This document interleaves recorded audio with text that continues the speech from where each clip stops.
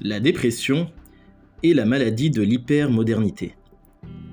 Elle est la première cause d'incapacité dans le monde.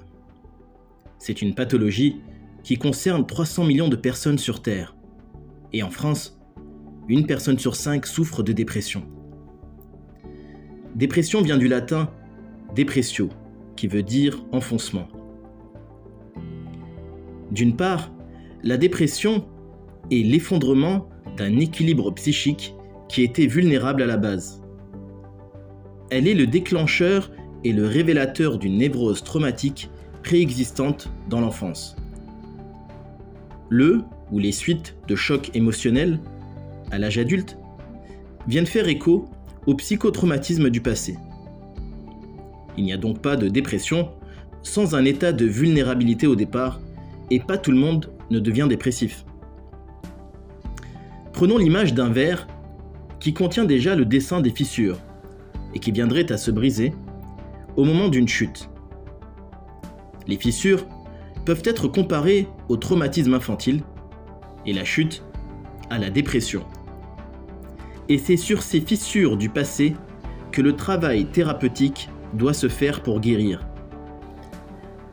La dépression n'est ainsi que le symptôme du premier traumatisme, qui est en fait la vraie maladie. De la même manière que la fièvre serait le symptôme d'une angine. Le thérapeute devra traiter l'angine pour que la fièvre disparaisse. D'autre part, la dépression est le basculement du sujet dans une désillusion à la suite du perte d'un objet, ce qui peut être nommé le manque de soi.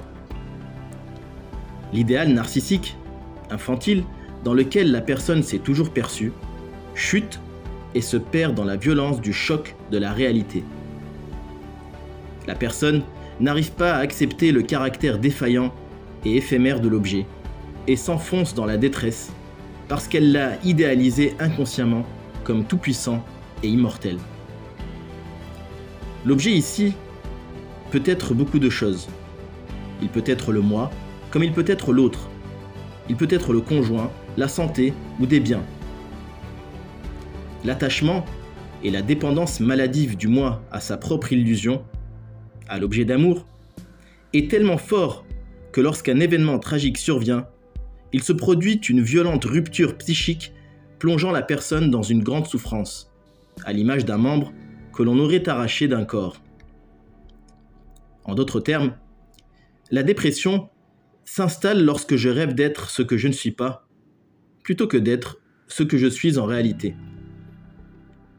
Comme Rumi le disait, ou bien parais tel que tu es, ou bien sois tel que tu parais. La dépression se reconnaît à travers 9 signes.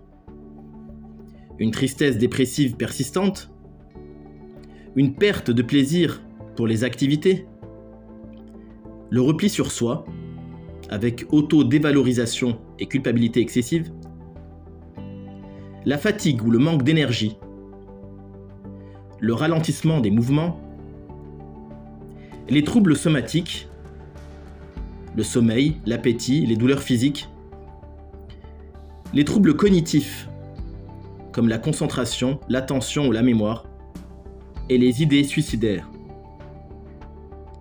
Si vous avez au moins 5 de ces signes pendant 2 semaines et que cela impacte votre vie quotidienne, alors il est fortement recommandé d'aller consulter un thérapeute qui évaluera votre situation et vous aidera à sortir de la dépression.